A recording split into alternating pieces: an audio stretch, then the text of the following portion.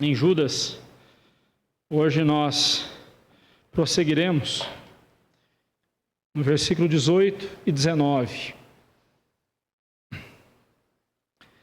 Antes de procedermos à leitura da palavra de Deus e à exposição da mesma, ore ao Senhor mais uma vez. Peça ao Senhor que separe a porção da palavra que Ele quer para o seu coração nessa manhã. Peça a Deus que fale ao seu coração, que encha o seu coração com a palavra dEle. E também peça ao Senhor que dê a você, no decorrer dessa semana, a oportunidade de compartilhar com alguém o que você vai ouvir agora, e o que você vai reter agora, e o que irá transformar a sua vida.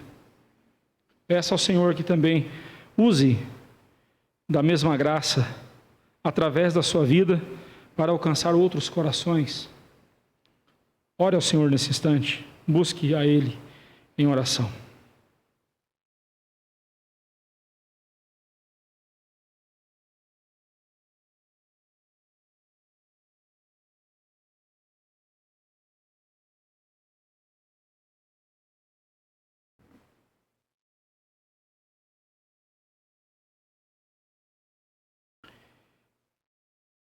Deus bendito, aqui nos colocamos em Tua presença, Senhor, sabendo que se o Senhor não nos instruir por meio do Teu Santo Espírito, nós não conseguiremos entender a Tua palavra, não conseguiremos compreender a Tua vontade e por isso também não saberemos ou não seremos transformados como o Senhor assim quer e pode fazer em nossas vidas. É fato, ó Deus, que o nosso coração é falho, nosso coração é limitado. Temos dificuldades, ó Deus, de compreender, às vezes, as coisas mais simples, que se dirá, ó Deus, a Tua palavra, a profundidade da mesma, a forma como ela é tão profunda. Ó Deus, se o Senhor não nos abençoar, se o Senhor não tiver misericórdia de nós, nós não conseguiremos jamais usufruir da Tua palavra e, acima de tudo, sermos transformados por ela e obedecê-la. Ajude-nos, Pai. Dê-nos ouvidos atentos. Dá-nos ouvidos atentos à Tua palavra, coração submisso a Ti. Ajuda-me, ó Deus, na minha fraqueza, na minha debilidade, nas minhas imperfeições, a não atrapalhar, ó Deus, e não ofuscar o brilho da Tua palavra. Mas que Cristo Jesus agora, pessoalmente, fale ao nosso coração por meio dela. Quero ser apenas um instrumento Teu, Senhor Deus, e que eu não seja visto e observado aqui, mas sim seja só o Senhor Jesus. Convém que Ele cresça e que eu diminua. Oro como Teu servo no passado e peço encarecidamente em nome de Jesus. Amém. Temos visto a partir do versículo 17 até o versículo 23 que Deus julgará os ímpios e os recompensará. Nos versículos anteriores, de 12 a 16, nós vimos que Deus julgará os ímpios e os condenará. Mas agora veremos, do 17 ao 23, que Deus julgará os santos, corrigindo, falei ímpios, mas santos. Deus julgará os santos e os recompensará. Semana passada eu mostrei para você que não há necessidade de temermos o dia do juízo, se estivermos no amor de Jesus, no amor de Deus. Porque o perfeito amor, o amor de Deus, lança fora qualquer medo que possa haver em nosso coração em relação ao dia do juízo. Não há o que temer se você estiver em Cristo Jesus. E então vimos que Deus recompensará, no versículo 17, julgará os ímpios e os recompensará por eles terem vivido de acordo com a palavra de Deus, a palavra que foi anunciada pelos seus servos, os apóstolos e profetas do Antigo Testamento e os apóstolos do Novo Testamento.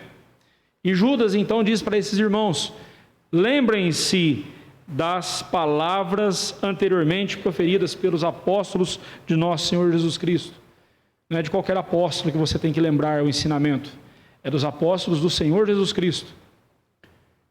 E o último deles, certamente, a ter morrido, foi João.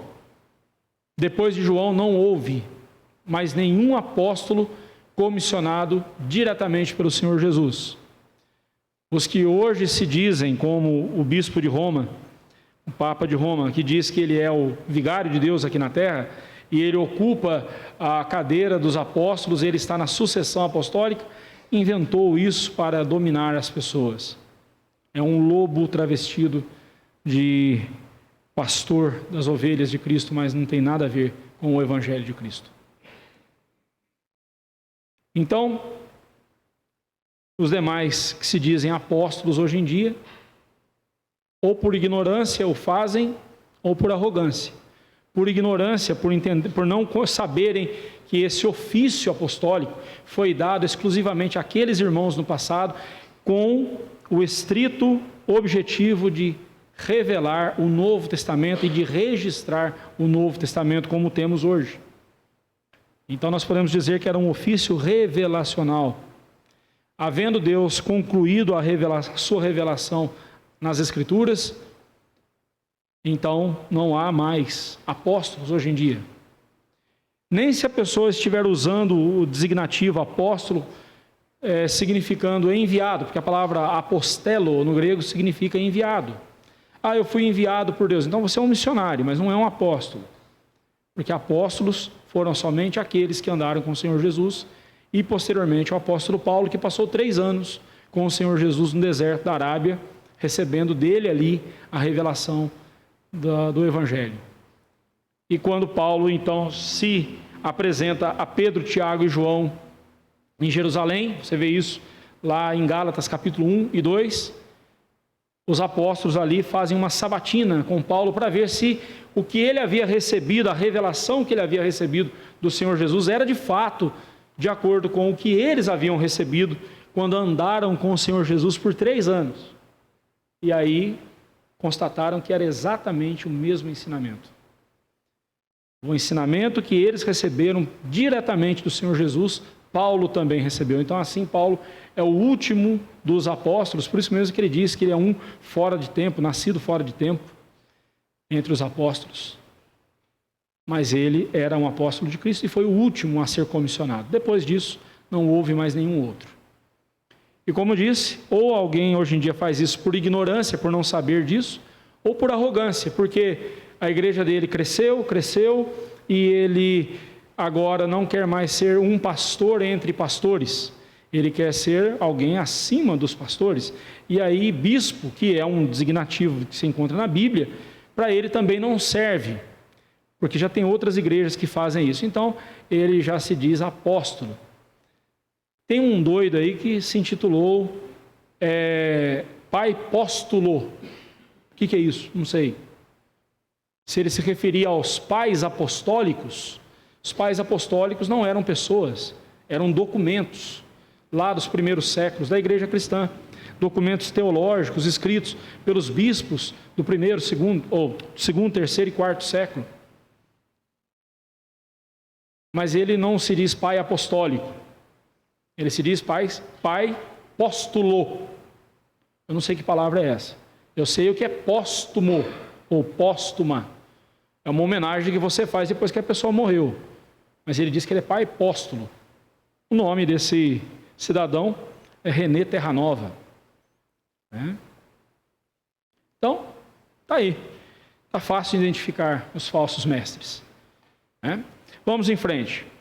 Mas observe que nós temos que ter a nossa fé embasada na palavra dos apóstolos, porque o ensinamento dos apóstolos foi o ensinamento dado pelo Senhor Jesus. Por isso que Paulo, lá em Efésios 2:20, fala que a nossa fé está alicerçada na doutrina dos apóstolos e dos profetas, ou seja, Antigo e Novo Testamento. Profetas se referia ao Antigo Testamento e apóstolos se referindo então ao ensinamento dos apóstolos do Senhor Jesus, que veio a se tornar então o Novo Testamento. É aqui que está a nossa fé. Posto isso, vamos em frente. A segunda verdade que destacamos nesse texto está no versículo 18 e 19. Deus julgará os santos, julgará os filhos dele, os salvos em Cristo Jesus, e os recompensará, em segundo lugar, por terem se apartado dos ímpios. 18 e 19 diz assim: os quais, os apóstolos, vos diziam.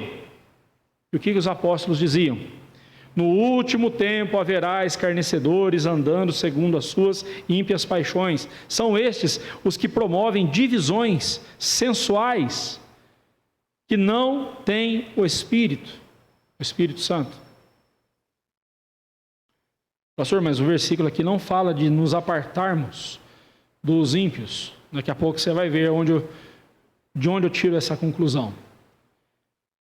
Judas continua dizendo que é fato que nós devemos lembrar de toda a palavra de Deus, tanto do Antigo quanto do Novo Testamento.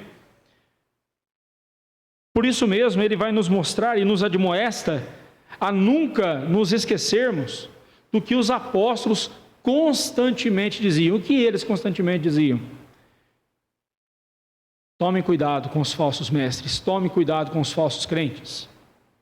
Se olharmos com atenção a mensagem dos apóstolos, todas as cartas do Novo Testamento, todo o Novo Testamento, e até o Antigo Testamento falava também de falsos profetas, no Novo Testamento fala-se de falsos apóstolos, falsos crentes, né? Todos eles falaram sobre os falsos mestres e os falsos crentes que deveriam ser evitados. Nós já vimos isso quando estudamos 2 Pedro.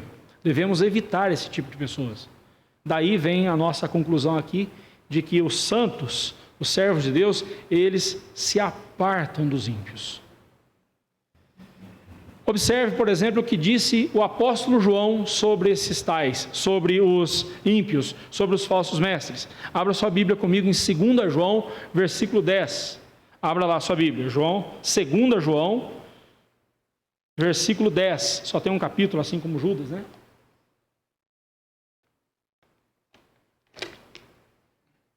Segunda João 10. Se alguém vem ter convosco e não traz esta doutrina, João se referia aos ensinamentos dele, que foram dados pelo Senhor Jesus, e relembrados e orientados em sua memória pelo Espírito Santo. Ele diz: se alguém vem ter convosco e não traz esta doutrina, não recebais em casa, nem lhes deis boas-vindas. Radical, né? Pastor, mas como que nós vamos ganhar os ímpios para Jesus? Para começo de conversa, você não ganha ímpio para ninguém.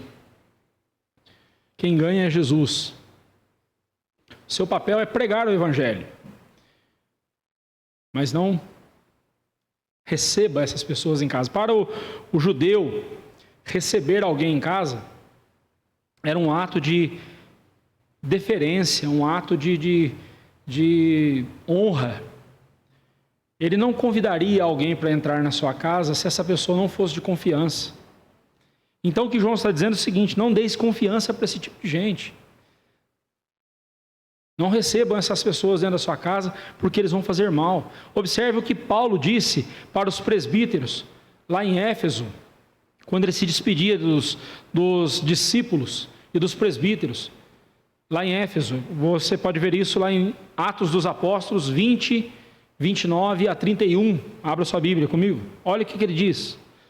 Atos 20, 29 a 31. Paulo, se despedindo daqueles irmãos, ele diz: eu sei que depois da minha partida, entre vós penetrarão lobos vorazes, que não pouparão o rebanho. E que dentre vós mesmos se levantarão homens falando coisas pervertidas para arrastar os discípulos atrás deles.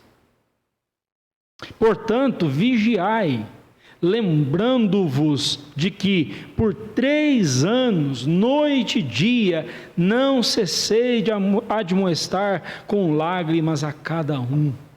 E ele vai dizer ainda nesse trecho que ele pregou todo o desígnio de Deus para aqueles irmãos. Ele ficou 3 anos ali, doutrinando aquela igreja, ensinando aqueles irmãos, mostrando para eles todo o desígnio, toda a vontade de Deus. Mas ele alertou: entre vós, no meio de vós, se levantarão falsos crentes que penetrarão como lobos vorazes. Você já viu um predador entrando num galinheiro ou entrando num aprisco de ovelhas? O estrago que ele faz. Um lobo voraz entrando na igreja de Cristo, o estrago que ele pode fazer.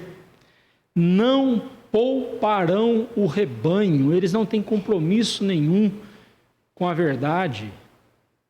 Pedro disse que são pastores de si mesmos, gananciosos. O apóstolo Pedro, você pode ler o capítulo 2 da sua segunda carta, que recentemente nós pregamos sobre ela, expusemos as duas cartas de Pedro, né? Mas no capítulo 2, Pedro discorre ali sobre os falsos mestres. E é exatamente isso que ele diz: não perca tempo com esse tipo de gente. Não dê ouvidos para esse tipo de pessoa. Mas para que você não seja vítima, para que você não seja trucidado por esses lobos vorazes, você precisa conhecer a palavra de Deus, você precisa conhecer as Escrituras, você precisa se lembrar do que as palavras anteriormente proferidas pelos apóstolos de Cristo, e não pelo último coach do momento. Coach é esses caras que vivem dando palestras de autoajuda, encharcadas de uma péssima psicologia. Aliás, não existe boa psicologia, mas de péssimos ensinamentos. E as pessoas querem ouvi-los, sabe por quê? Porque eles afagam os seus egos, afagam os seus corações. Mas quando eu olho para as Escrituras, eu vejo os apóstolos sendo zelosos e dizendo: tomem cuidado, lobos vorazes se levantarão no meio de vocês. Às vezes a gente está preocupado com os lobos que vêm lá de fora. Esses são fáceis da gente identificar. O problema são os lobos que estão às vezes dentro da igreja.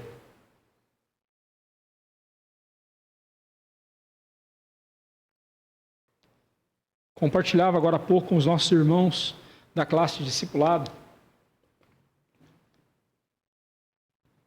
a tristeza que eu venho sentindo de ver como dentro da nossa amada igreja presbiteriana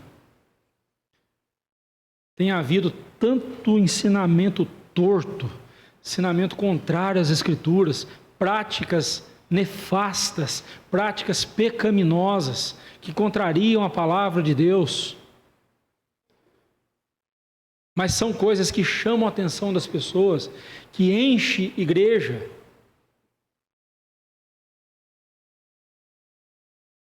E aí a maior preocupação de muitos pastores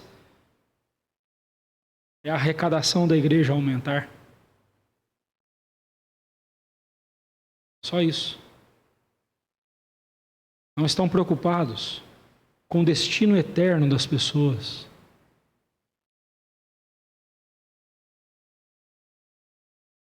Faz um bom tempo que eles sequer pregaram sobre o céu, sobre o inferno. Não ensinam sobre o dia do juízo, mas ensinam a você técnicas de como ter um casamento restaurado, 50 dias para restaurar a sua vida financeira, 40 dias para transformar a sua vida, tantos dias para você dar uma guinada na sua vida profissional, obedecendo aos critérios das Escrituras Sagradas.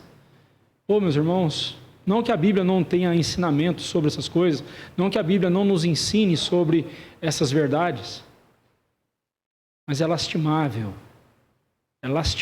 ver como as pessoas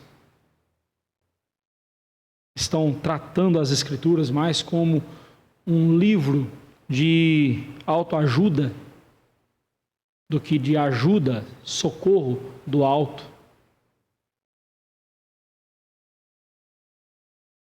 Cristo não morreu na cruz para satisfazer o meu ego.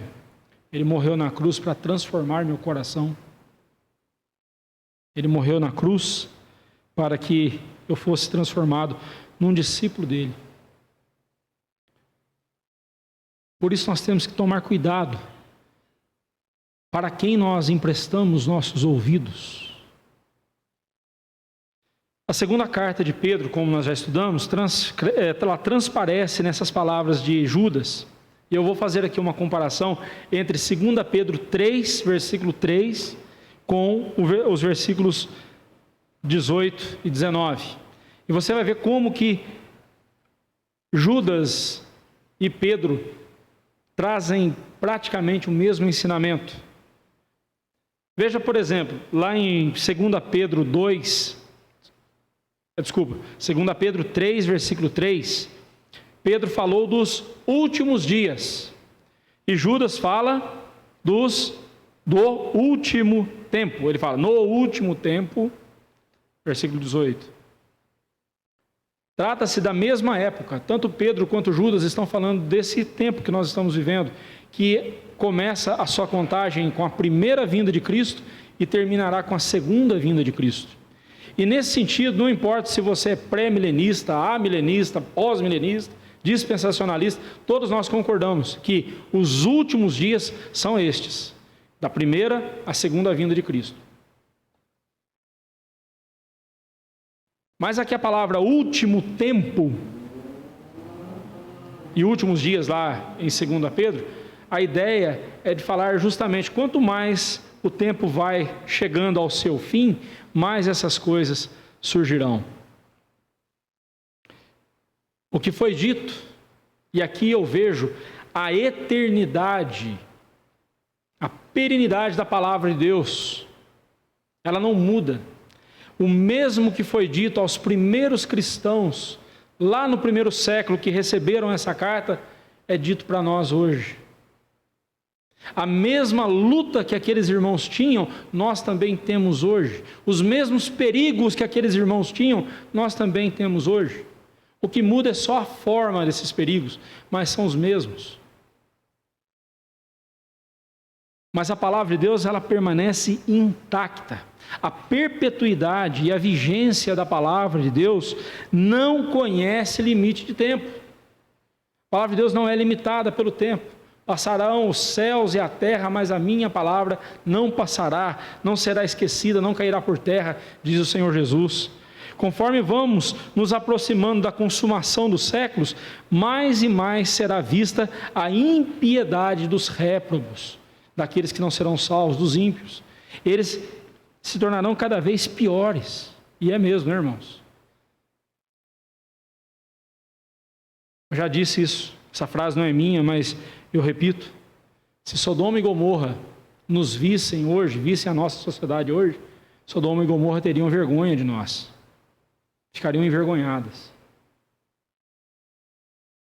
Porque o nível de promiscuidade que nós temos vivido é algo fora do comum.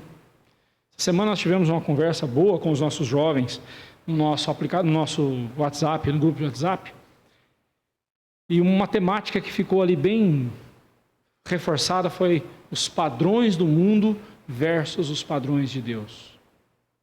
Os padrões da palavra. Nós não podemos pautar a nossa vida pelos padrões do mundo, mas pelos padrões da palavra de Deus. Como nós vimos semana passada, né? Pedro mostra que a situação vai ficar, Pedro e Judas e outros apóstolos mostram que a situação vai ficar cada vez pior conforme o tempo avança para o fim. Pedro e Judas descrevem os inimigos da cruz, os inimigos de Cristo, da igreja, os ímpios, como escarnecedores. Tanto em 2 Pedro 3,3 quanto aqui em Judas 18, eles são chamados de escarnecedores, zombadores. E Simon Kistemaker diz o seguinte: os escarnecedores, o escarnecedor, né, não é uma paródia leve e engraçada, mas um sério ataque contra Deus, sua palavra e seu povo. Nós temos vivido dias em que os pastores têm procurado mais ser palhaços do que pregadores.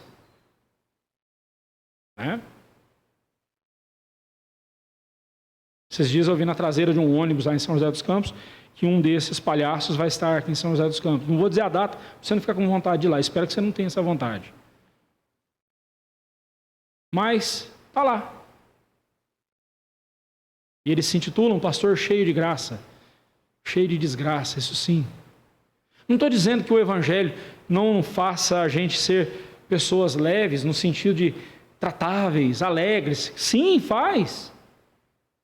Mas não palhaços. Não palhaços.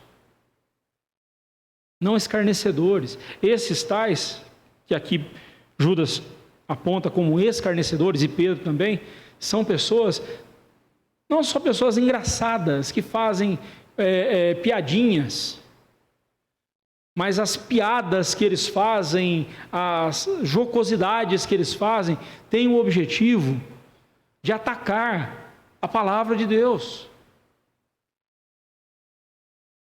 E é impressionante. E é impressionante como que esses homens arrastam multidões e ainda cobram delas. Ainda cobram delas um cachê. E o povo está indo atrás. Eu pergunto para você, você leva a sua eternidade de forma séria ou em brincadeira? Ah, mas não tem nada a ver, pastor. O pregador ser um pouco descontraído e contar piadinhas, escolha outro lugar. Púlpito não é lugar de fazer piada. O inferno não é algo engraçado. O pecado não é algo engraçado ou algo que a gente possa fazer piadas. O pecado é algo terrível. Que para resolver essa questão em nossa vida, Cristo teve que morrer na cruz por nós. Pastor, mas aí você está tornando o evangelho muito sisudo. Mas, meus irmãos, quem disse que ser palhaço é ser alegre? Eu não gosto muito de contar essa história, essa ilustração, porque ela foi contada por um cara que eu não gosto. Mas essa história é interessante. Søren Kierkegaard, um existencialista ali do começo do século passado, ele contou essa história do palhaço, né? Que chegou um circo na cidade e de repente, depois de tudo montado, na estreia do show do circo aquela noite, um incêndio surgiu e o palhaço, que estava devidamente já vestido, aparamentado para o show, saiu pelas ruas gritando: socorro, o circo está pegando fogo, incêndio. O pessoal ria, dava risada, porque disseram assim: puxa vida, que estratégia de propaganda, né? Hoje chamaram de marketing, né? Estratégia de marketing, de propaganda mais bem pensada, muito inteligente, olha só. E o pessoal ria, e ele desesperado: socorro. Mas ninguém levou ele a sério. Por quê? Era um palhaço. E o circo foi totalmente destruído pelo incêndio. Irmãos, falar da eternidade, falar da sua eternidade não é algo que você deve levar em brincadeira e nem deve confiar em qualquer um para tratar desse assunto. Especialmente escarnecedores. Mas em nossos dias temos não só esses palhaços, mas temos também aqueles que falam sério, mas ensinando besteiras, ensinando heresias. E a principal deles é: as Escrituras não têm essa autoridade que andam dizendo que ela tem. A Bíblia é papel. E assim como ela foi construída ao longo dos séculos, ela pode ser modificada. Você pode ter Bíblia no celular. Não é pecado não, tá? Eu mesmo tenho umas 4 ou 5 versões diferentes. Pode ter. Mas nunca deixe de ter uma impressa. Uma Bíblia impressa. Quem te garante que esses tais com as suas Bíblias digitais, esses que fornecem, esses aplicativos que fornecem Bíblias digitais, eles não podem retirar ali algum trecho polêmico. Como eu falava hoje de manhã com os irmãos, eu tenho o hábito de ler a Bíblia uma vez por ano, a Bíblia inteira uma vez por ano. E todo ano eu me deparo com versículos que eu disse assim, puxa vida, nunca tinha visto esse versículo. Sim, já tinha visto, mas eu não tinha prestado atenção. Quem dera se nós tivéssemos toda a Bíblia memorizada, né, na nossa mente. Quem dera. Mas, irmãos, tomem cuidado. Porque o principal ataque hoje dos falsos mestres é contra as Escrituras. E nós temos ouvido homens que no passado pregavam com vigor a palavra de Deus, hoje estão atacando as Escrituras. Alguns nomes, caso você tenha ouvido alguma coisa, fique atento. Ed René Kivitz, Ricardo Gondim. Não preciso nem dizer Edir Macedo, né? Você está mais do que na cara, mais na cara do que barba, né? Não precisa nem dizer. Mas esses dois, especialmente, Ed René Kivitz e Ricardo Gondim, no passado eram escritores e escreviam coisa boa de se ler. Mas drama familiar, os dramas familiares deles, crises que eles passaram em sua família, foram moldando a sua forma de interpretar a Bíblia. E hoje, essa semana eu vi, numa das igrejas do Ricardo Gondim, o tal pastor dando a seguinte instrução: você que é homossexual e está aqui na nossa igreja, é membro da nossa igreja, tem que parar de viver amasiado, você tem que casar com seu cônjuge homossexual, você tem que casar com ele. Isso aqui não é bagunça, não pode viver bagunçado, não, porque se eu que sou hétero, eu tenho que ser casado, você também tem. Aliás, um pouquinho de legalismo é sempre bem-vindo, né, para esses tais, né? Mas interessante que eles chamam a gente de legalistas. Você está vendo que absurdo? A Bíblia não fala que o homossexual tem que casar e legalizar a sua situação. A Bíblia fala que isso é abominação para Deus. Tão abominação quanto o adúltero. Tão abominação quanto o fornicador. Tão abominação quanto qualquer um que vive uma vida sexual fora dos padrões do casamento estipulado por Deus.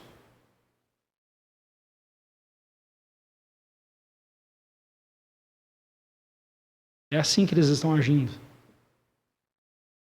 Chamam o mal de bem e o bem de mal e atraem para si iniquidades com cordas.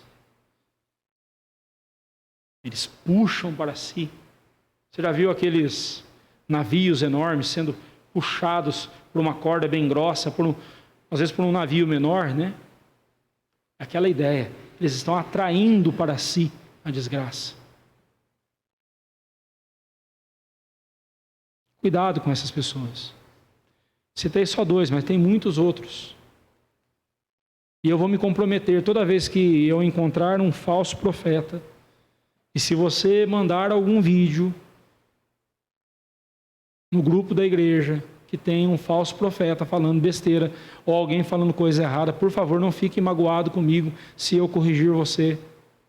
Uma vez que você pôs publicamente, eu vou corrigir publicamente para o seu bem. Porque eu não estou preocupado se você vai gostar de mim ou não estou preocupado se você vai me aplaudir ou não, se você vai ficar magoado. Não, eu não quero te magoar também. Não é meu objetivo magoar ninguém. Mas eu estou preocupado só com uma coisa: onde você vai passar a sua eternidade? E a resposta a essa pergunta depende do tipo de evangelho que você está ouvindo, do tipo de ensinamento que você está abrigando em seu coração.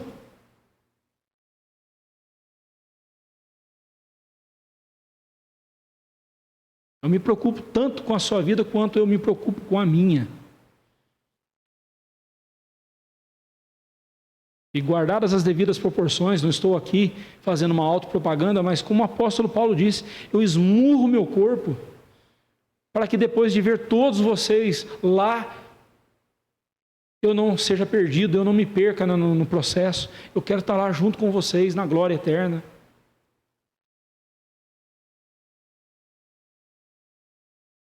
Vamos em frente. Todos estes causam contaminação ao corpo de Cristo. Trazem apodrecimento espiritual, pois enganam as pessoas enquanto conduzem essas vidas à perdição. Eles demonstram todo o seu desprezo por Deus em suas ações, descritas nas seguintes palavras, no versículo 18 ainda. Judas fala que eles andam, ou andando, segundo as suas ímpias paixões. Pedro, em 2 Pedro 3, versículo 3, ele fala, andando segundo as próprias paixões, muito parecido, mas é a mesma coisa que ambos estão dizendo. A impiedade deles revela que não se submetem voluntariamente a Deus, antes querem fazer aquilo que lhes agrada. Sabe aquela mentira que Satanás contou para Eva lá no paraíso? De que se você comer o fruto, você será semelhante a Deus.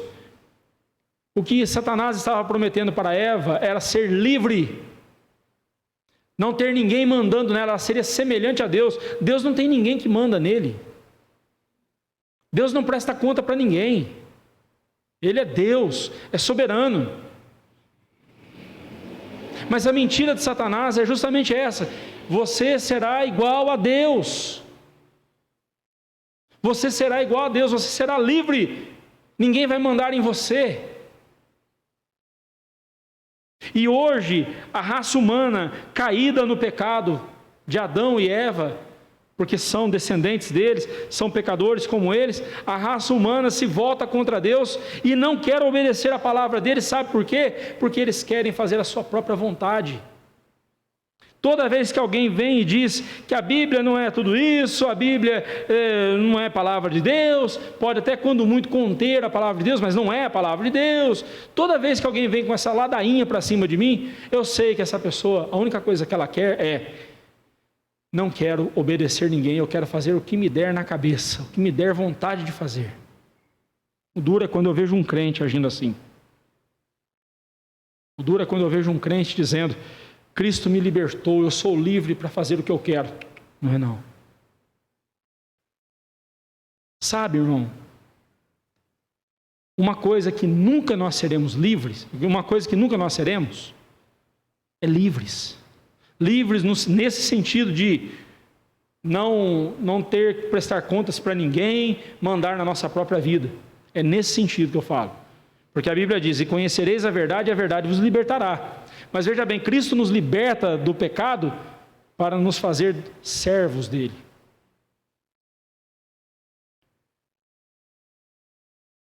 Nós não estamos nesse mundo para fazer a nossa vontade. Se você é servo de Deus, se você é salvo em Cristo Jesus, como diz que é, você não está nesse mundo fazendo a sua vontade. Nesse mundo você está preocupado só com uma coisa: fazer a vontade de Deus.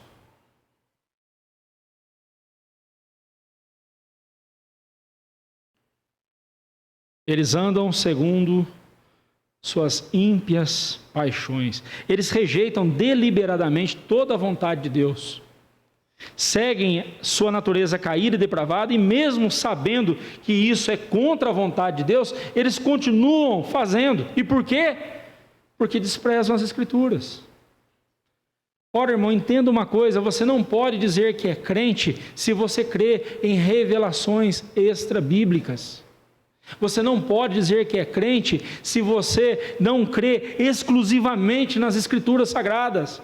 Você não pode dizer que é um crente se você deposita a sua fé, a sua esperança em algo mais além das Escrituras. Porque o crente é o ente que anda crendo. Crendo em quê? Na palavra de Deus. Jesus disse que as ovelhas dele conhecem a voz dele, ou seja, conhecem a palavra dele. E tem até um vídeo que eu acho muito bonito, tem na internet, que mostra exatamente como que as ovelhas são. Tem um aprisco de ovelhas, elas estão lá no alto, lá em cima. Aí chega estranhos, e aí o dono das ovelhas fala, chame elas. E aí as pessoas ficam lá fazendo barulho, tentando chamar a atenção das ovelhas, elas não estão nem aí.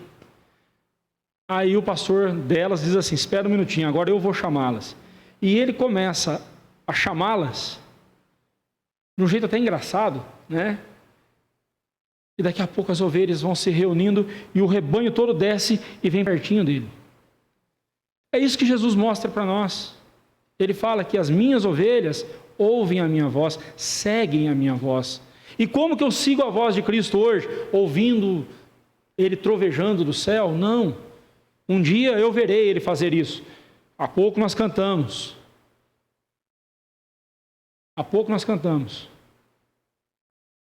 Oh glória, aleluia, Maranata, vem Jesus. Ele virá e nós veremos e ouviremos. Mas hoje nós ouvimos a voz de Cristo nas Escrituras Sagradas. E qualquer um que ensine você a ouvir a voz de Cristo fora das Escrituras, não dê ouvidos. Qualquer um que queira que você siga a voz de Cristo nas Escrituras, mas ele mesmo não segue, ore por ele, para que Deus desvende os olhos dele, porque ele está sendo um hipócrita. Mas mesmo assim você deve seguir, porque o que ele está falando é verdade, ainda que ele não viva isso, mas é verdade. Cada um vai responder por si diante de Deus.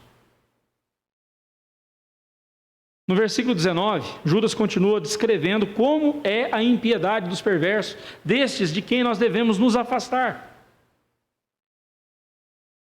Usando novamente o pronome demonstrativo estes, né? Você vê lá no versículo 8, no versículo 10, versículo 12 e 14, ele começa, né? Ora, estes, lá no versículo 8, no versículo 10, estes, porém, versículo 12, estes homens, versículo 14, quanto a estes, agora no versículo 19, ele diz, são estes. E aqui Judas faz a distinção entre os ímpios e os crentes. E ele fala, são estes que, primeiramente, promovem divisões.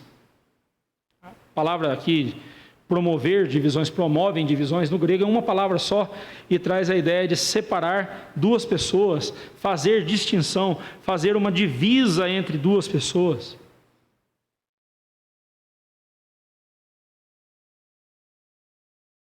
Essa palavra indica a ação de criar divisas entre si mesmos e entre os grupos. Uma coisa inaceitável é a igreja de Cristo estar dividida. A única divisão que pode haver é essa aqui, né? Uns sentados aqui e outros sentados ali, porque não cabe todo mundo de um lado só. Mas isso não é divisão. Mas não pode haver divisão entre nós. Se alguém de nós promove divisão, está agindo como quem? Como um ímpio e não como crente.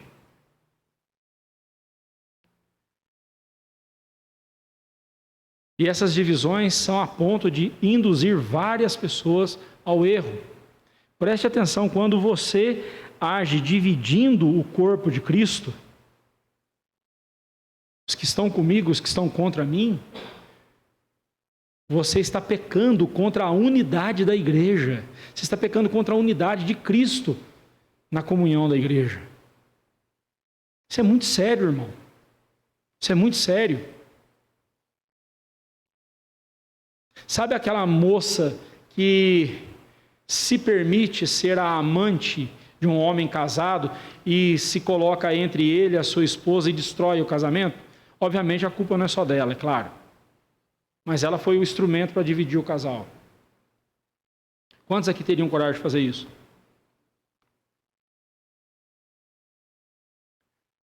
Mas por que nós fazemos isso com a igreja de Cristo, com a noiva de Cristo?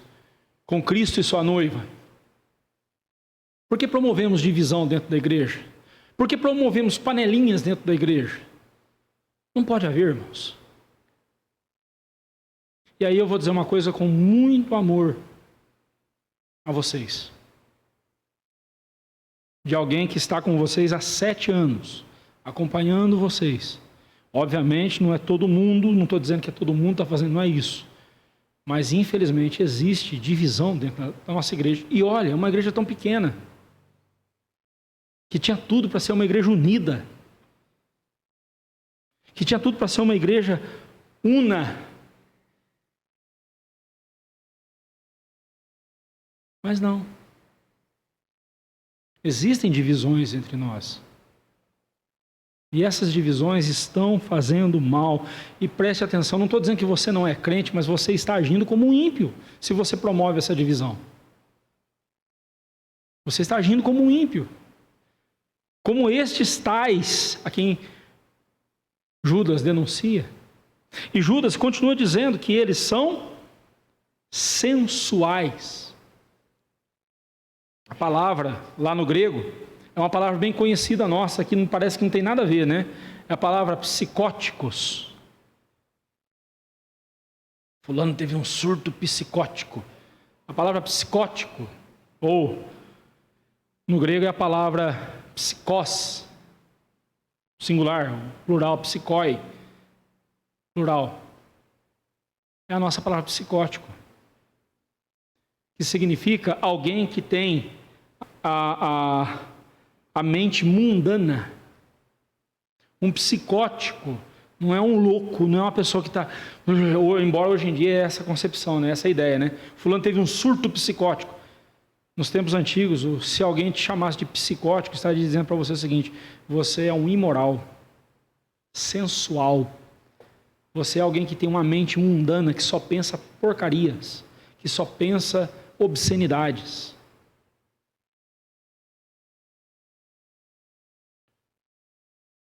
Essas pessoas seguem os seus desejos e apetites sexuais naturais, sem qualquer freio e controle.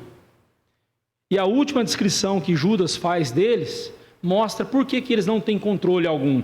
Ele diz que eles não têm o Espírito. Eles não têm o Espírito. Se eu não tenho o Espírito, eu não tenho o fruto do Espírito. E uma das características do fruto do Espírito é o quê? Domínio próprio.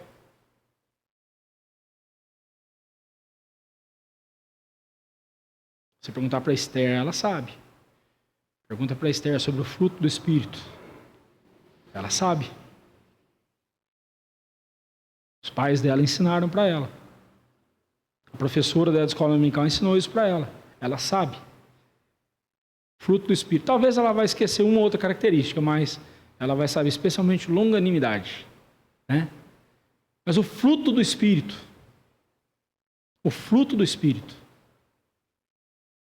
Entre outras características, ele tem o domínio próprio. Veja bem, não é você se dominando, mas sim o Espírito Santo dominando você.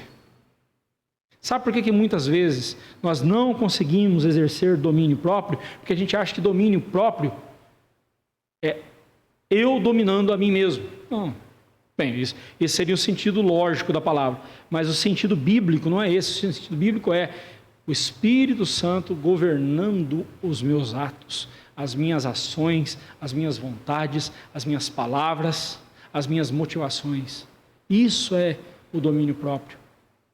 E por que eles não têm esse controle? Porque eles não têm o Espírito Santo. Ora, como?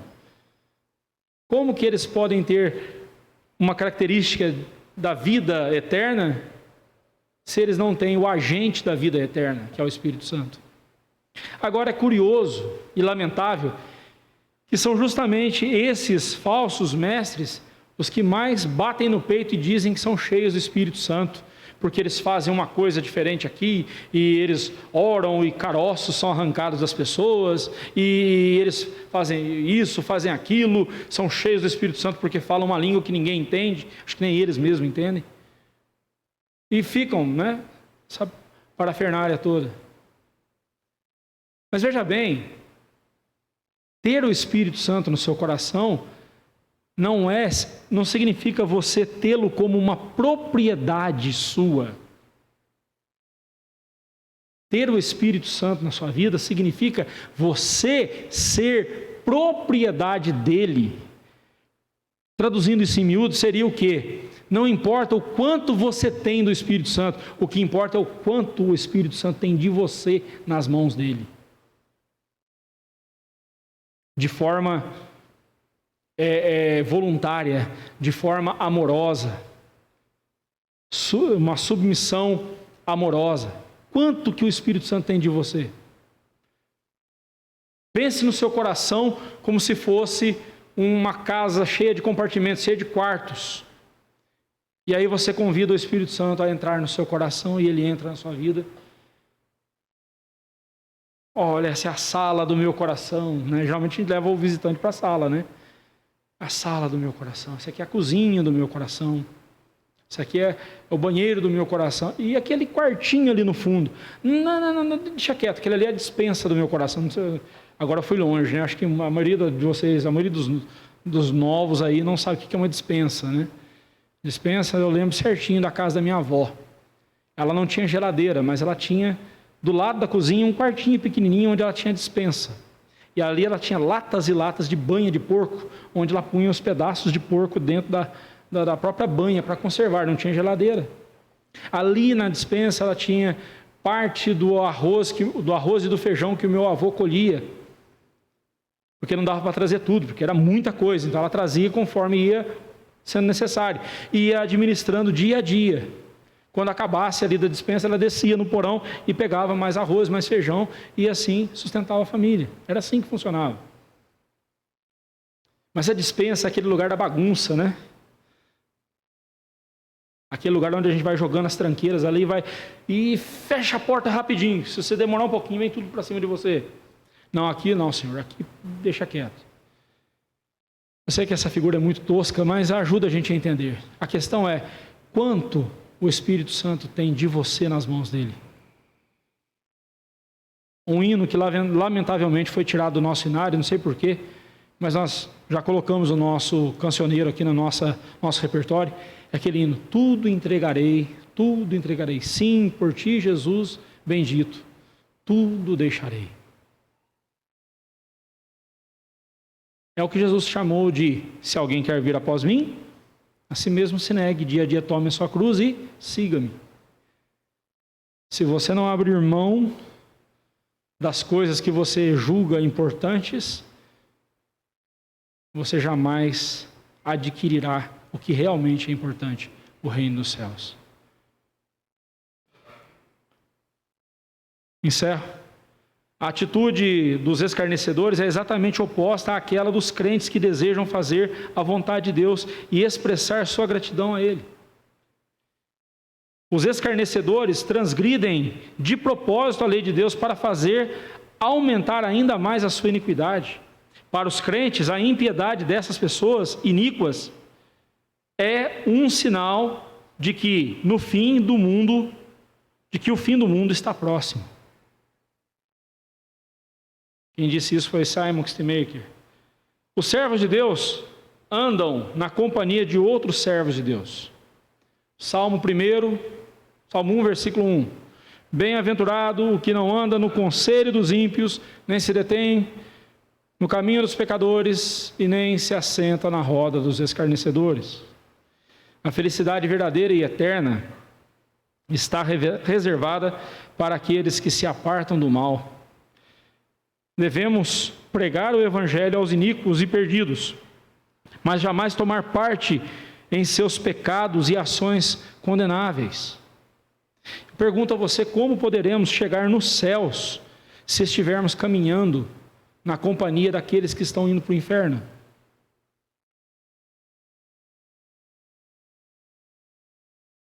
Como você espera entrar nos céus, ir para os céus, se você está andando com quem está indo para o inferno? Esse é um alerta que também devemos fazer aos jovens que estão procurando uma companheira, um companheiro para se casar. Case no Senhor. Casamento misto é algo que Deus abomina. Não é uma questão racial, não é uma questão social, é uma questão espiritual. E se você se encontra num relacionamento, num casamento assim, saiba que eu estou orando por você, para que Deus tenha misericórdia e também alcance o seu cônjuge e a sua família, toda a sua casa, você possa dizer: eu e minha casa servimos ao Senhor. Como crente, seja um instrumento de Deus, alertando os pecadores e anunciando-lhes a salvação em Cristo, mas jamais tome parte com eles em suas práticas pecaminosas. Eu vejo muita gente dizendo assim, muitos crentes dizerem assim: mas o apóstolo Paulo não disse que é para a gente ser fraco com os fracos, e ele diz que ele se fez de fraco para com os fracos, forte para com os fortes, ele se fez de tudo para ganhar alguns para Cristo. Por isso que eu estou fumando maconha junto com os drogados ali na esquina. Porque eu estou interagindo com eles, eu estou me identificando com eles, para que eles possam se identificar comigo. Que conversa mais cretina, não? Em relação aos irmãos, eu vou voltar nesse assunto no decorrer aqui do capítulo, nos próximos versículos, mas em relação aos irmãos, cuide para que você não venha a ser um instrumento do maligno causando divisão na igreja. Se você é um servo de Deus, não seja instrumento de Satanás. Lembre-se de Pedro, apóstolo de Cristo, andando com Jesus. Na véspera do sacrifício de Jesus, Pedro chama Jesus num canto e começa a reprová-lo. Que conversa é essa, Jesus? O senhor vai ser sacrificado, entregue na mão das autoridades? Que conversa? Para com isso. Eu fico imaginando o susto que Pedro levou naquele momento. Quando Jesus se volta para ele e diz assim: arreda, Satanás, sai daqui, Satanás, você não tem parte comigo no meu reino. Imagina o susto de Pedro, ouvir da boca de Jesus que ele estava sendo instrumento, estava sendo boca de Satanás. Tome cuidado, você pode ser boca de Satanás na igreja de Cristo, causando divisão no corpo de Cristo.